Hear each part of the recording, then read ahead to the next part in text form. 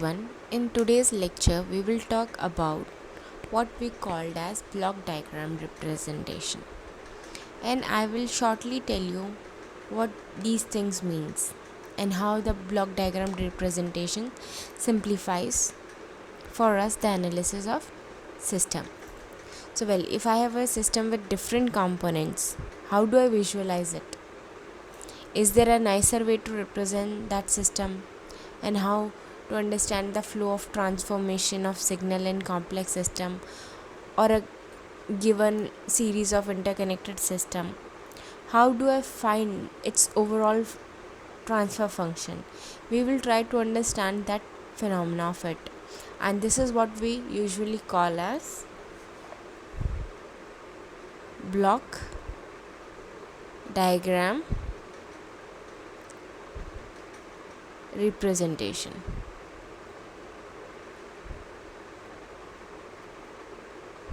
Okay, so now what is block diagram representation by definition?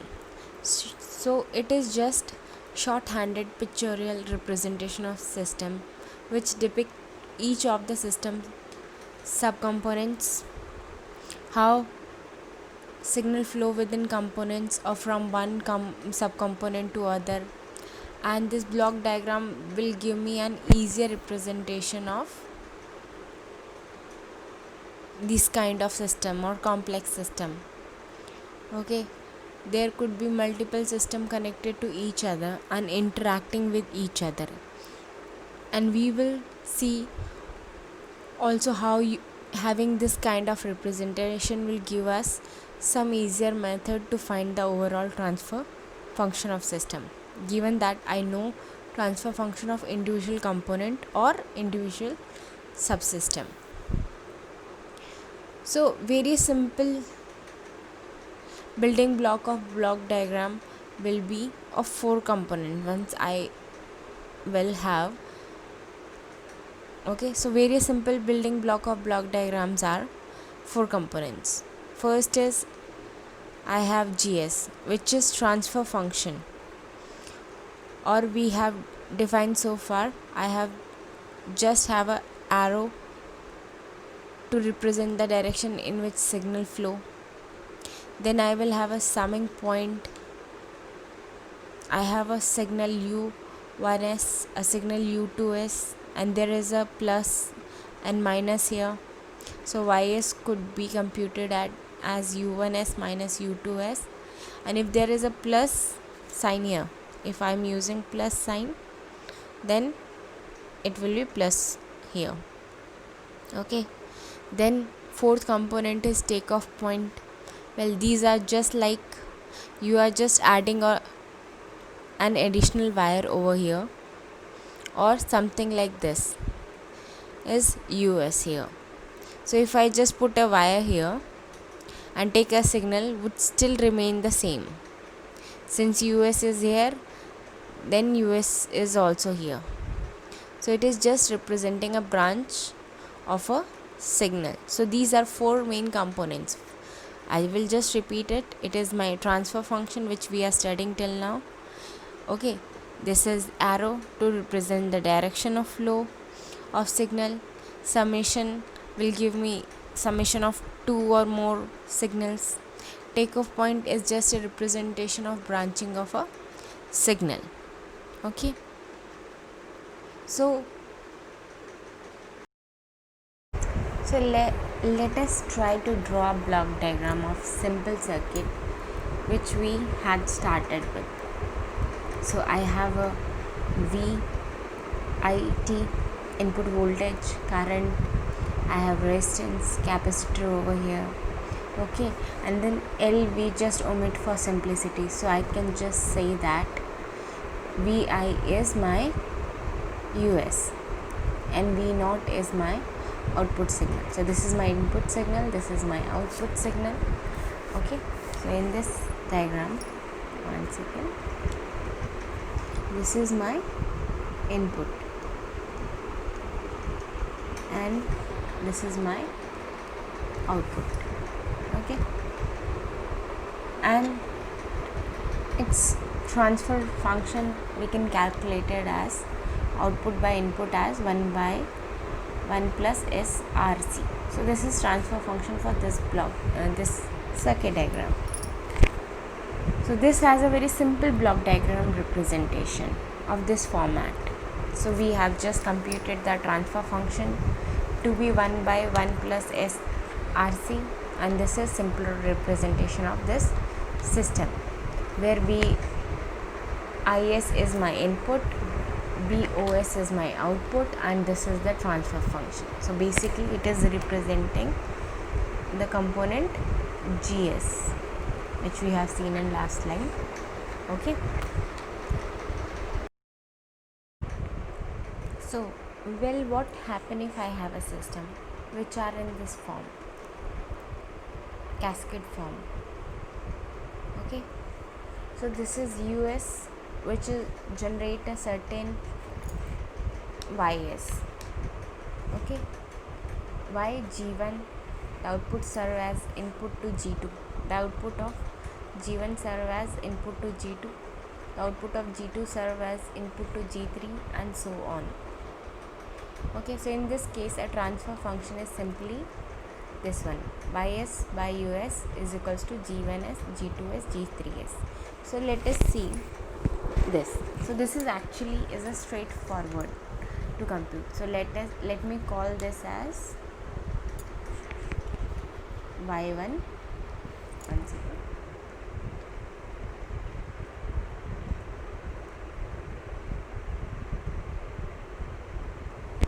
So this one is Y1s.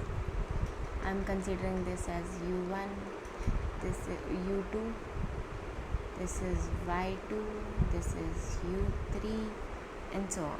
Okay, so far G1 is Y1s by US, G2 is Y2s by U2s, G3 is YS by U3s. Okay, and as we know, U3 is equals to Y2 and U2 is equals to Y1. So these two are equal. Okay, so first for this system G3, so YS I can written as U3s, G3s, and we know U3 is equals to Y2. So Y2 is what? Y2 is given by, which is equals to U3s, is actually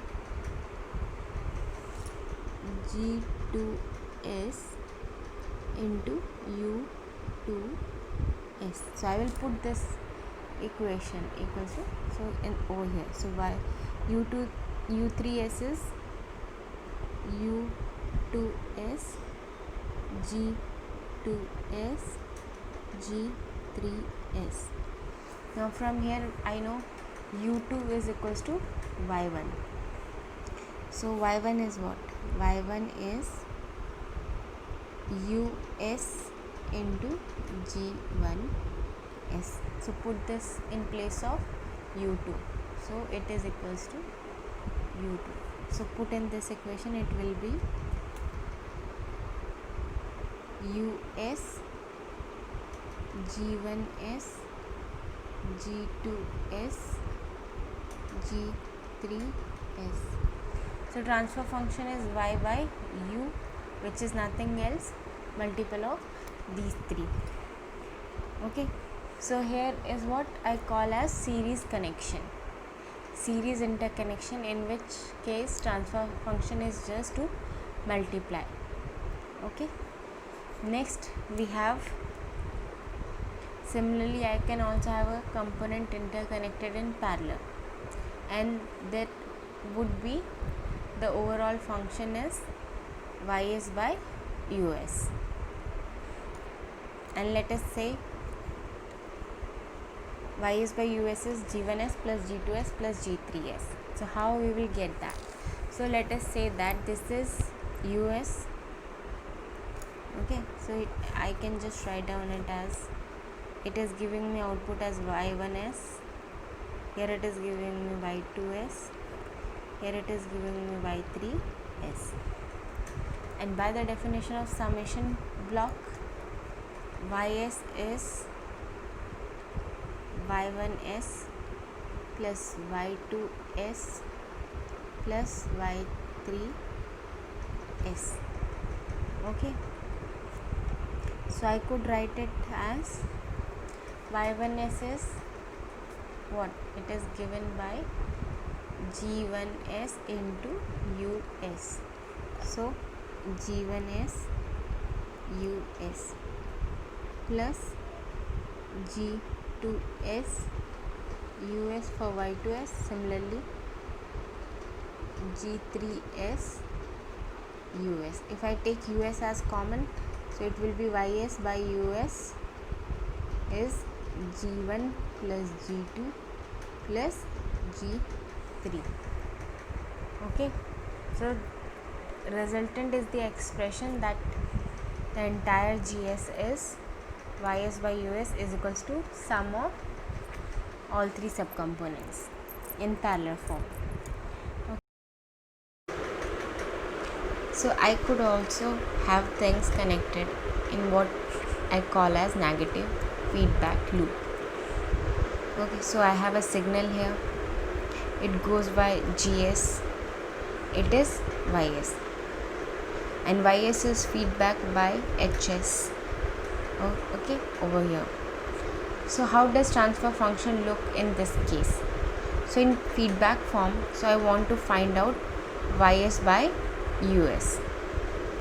So one component is present in feedback loop for another component in feedback form. Okay, so let's start from where does ys come. Okay, so ys comes by gs into es. So I can write ys is equal to gs into es. So where does es come from? Es come from, if you will see, es is coming from summation point, and it is us minus ys into hs. So this is little summation block here, where this is plus, this is minus. So es is plus of this signal and minus of this signal. So this I can write as us minus ys hs.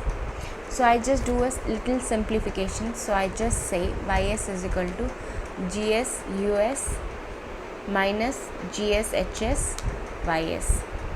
Okay, so I will eliminate, or I will take this guy on this side. So now I will have ys is 1 plus gs hs is equal to gs us. Okay, and this is called as negative feedback loop. So we will use this very extensively throughout the course. So it might help you just to memorize these things as formula. That is, if I have a gs here, I have hs here, ys by us, or the overall transfer function, I could even call as overall transfer function between ys and us given by individual components here. So this is forward transfer function block. This is my forward transfer function block, and this is feedback.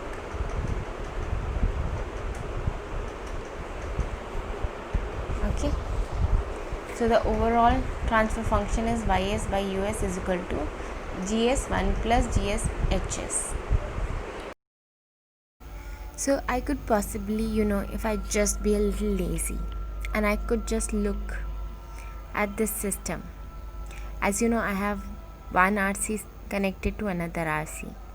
So how did the transfer function of RC circuit look like?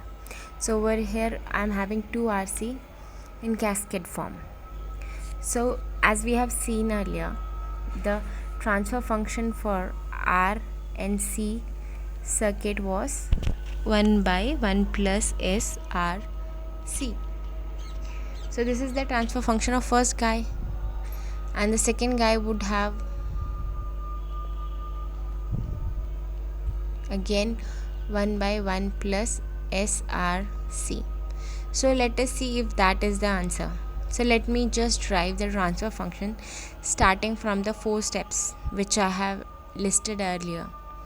So I just write down the individual equation with KVL here, KVL in this loop, and then just compute V0 by Vi. Okay, V output by V input. So the first loop says that V input is R into I1 plus 1 by SC I1 minus I2. Similarly, second loop equation is V0 is equals to R into I2 1 by SC I2 minus I1. Okay, and for V0 my equation is 1 by SC I2S. So from these three equations, transfer function is obtained by eliminating I1 and I2S from the equations. Okay, so now I do all the math and the transfer function obtained by just eliminating I1 and I2 would be simply like this. Okay, now, and this guy is not equal to the product of individual transfer function. The overall function of the system is not equals to the product of transfer function of two individual RC circuit, even though they seems as if in cascade. What is going wrong? Okay, here. So there is a catch here, is that whenever I want to do interconnection like this, the assumption is that while driving the transfer function there is no loading, that there is no power drawn at the output of the system. So this assumption must be satisfied all the time while driving the transfer function in this form. So if one component is acting as load to the another component, the transfer function, it just can't be determined individually. So we should actually look at both components together, and they should look at in combination. So what is happening here? If you see that circuit, the overall transfer function is not equal to the product of individual transfer function. Okay, this is because again the assumption of no loading fail. And how does it fail? The second RC circuit, it draw energy from this component here. So this one, it draw energy from this here, where an output is measured for the first. I wrote down from here. Okay, so this circuit draw energy from first one, and hence its individual transfer function is not valid when it is in cascade. So this is what we have to be careful when we apply the formula of two transfer function in cascade, and the overall transfer function being the product of it. So we will possibly see little more example on this. For the moment we will just conclude it by saying that this is not always true, of course, and they are way to make this which we postpone to a little later. But before that, let's try to do what I called as block diagram representation for a transfer function. Okay, so a very simple example, I take a DC motor which is called as separately excited DC motor. The field is supplied by external source. I have armature, a certain armature resistance, a certain armature inductance, and this we know produce a back EMF EB. Okay, so this back EMF result in a torque which produce a certain displacement of theta, and if I consider J and D to be the moment of inertia and friction component of the motor, so in this subsystem what are my components? So if I denote RA as the armature resistance, LA as armature inductance, IA as current of armature. Okay, so if I just write down the equation for this, the first one is I have EA as applied voltage. EA is my applied voltage, and RA, RL are my armature resistance and inductances. So this will have a certain back EMF. So if I just write down equation for that, circuit is like this. My back EMF is there,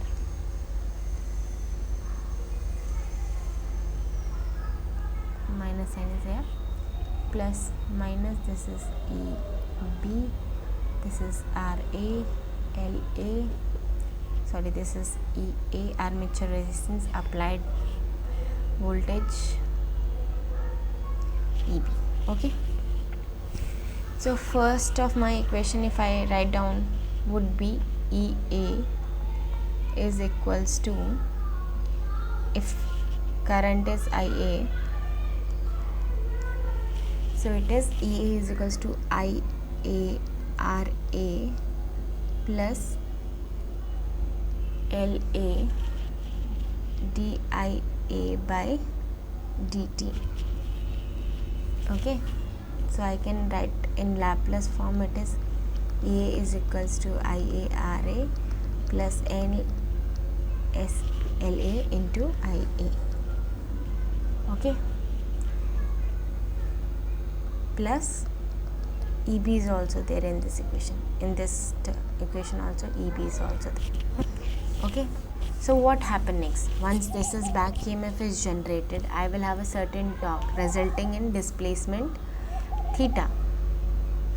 Of course, take care of the moment of inertia and possibly even the load, and D is the combined frictional component of motor and load. Okay, so there are two winding here,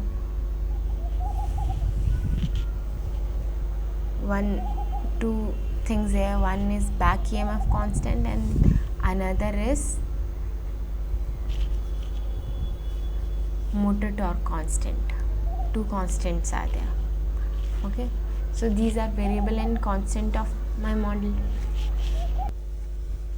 So let's first look at how the block diagram is generated.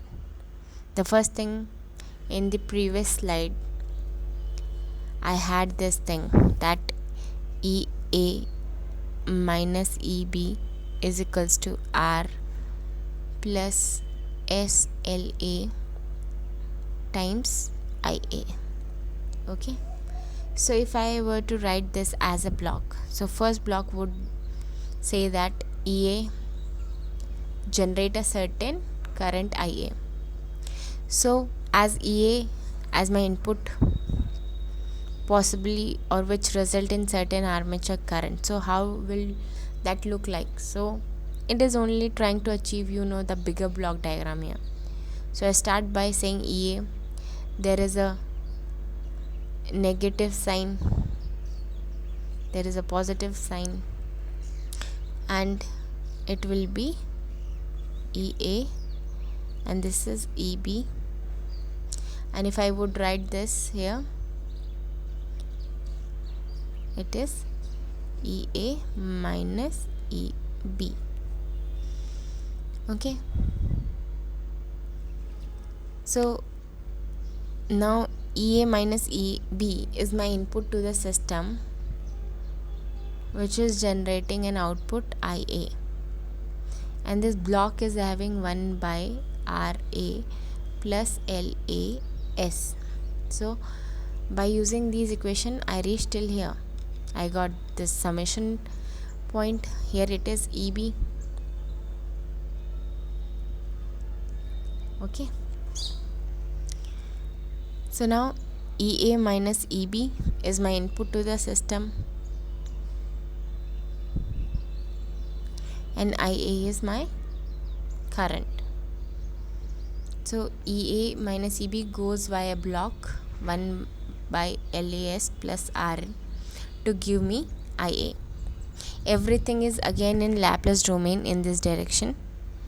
So what do we know in motor that torque is proportional to torque of motor is proportional to field current and armature current.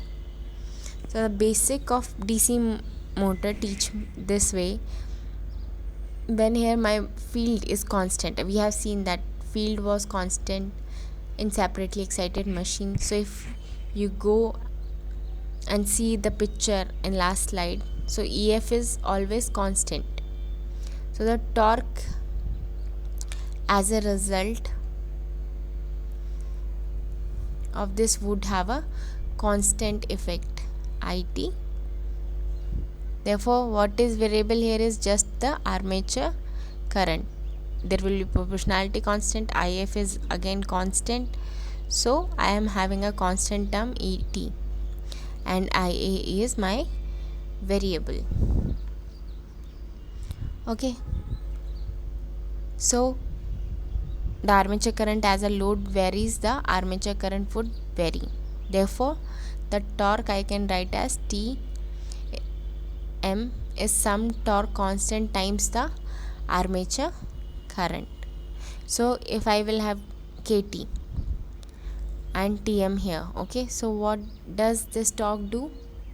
Well, this torque, so we had seen this relation of rotational motion between torque and angular velocity. This is my angular velocity, this is torque, okay, and we have seen its relation earlier also. So what does it go through? So this torque goes through J, the moment of inertia and of motor and load, and the friction. Okay, so the torque is related to Tm, goes by this thing 1 by Js plus D, and it will give me velocity. Now how to close this loop?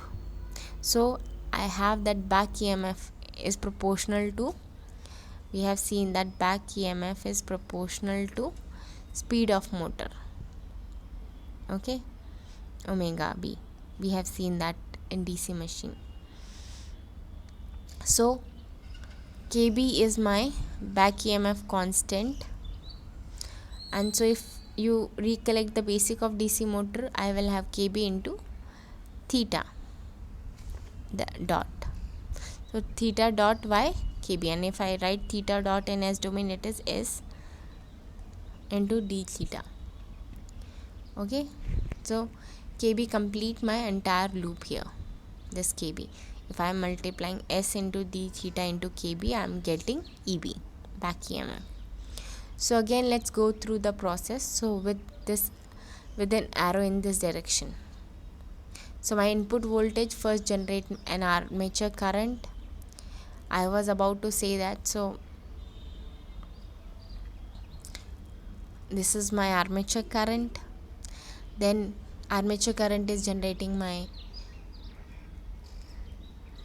torque, okay, then angular velocity, and with the help of angular velocity back EMF is there. So how do I get the transfer function for this? Okay, so I will just clear it once. So let's for simplicity say I just ignore the L component. For a moment I'm just ignoring the L component. So I have EA, a negative feedback loop. So I have a single block here. So this would be simply multiplied. So now I will have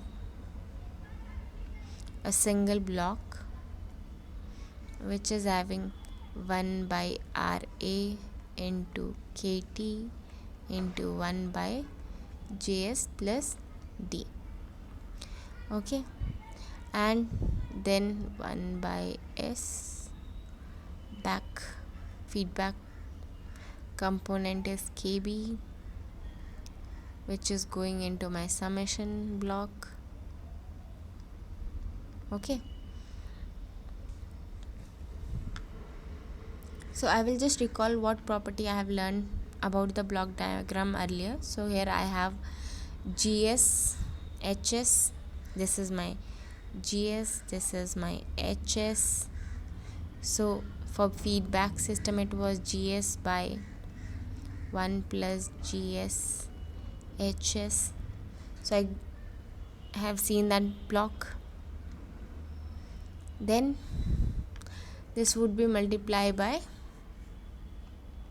1 by S. So it will give me theta S by EAS.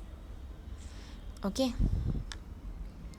So that's how I can calculate transfer function for this circuit. So I will just clear it once again. So what is transfer function for this system? So this is my total transfer function where I am ignoring LA for a moment. Okay. So this is how we can calculate transfer function by using block diagram. So that's all for today's lecture. Thank you.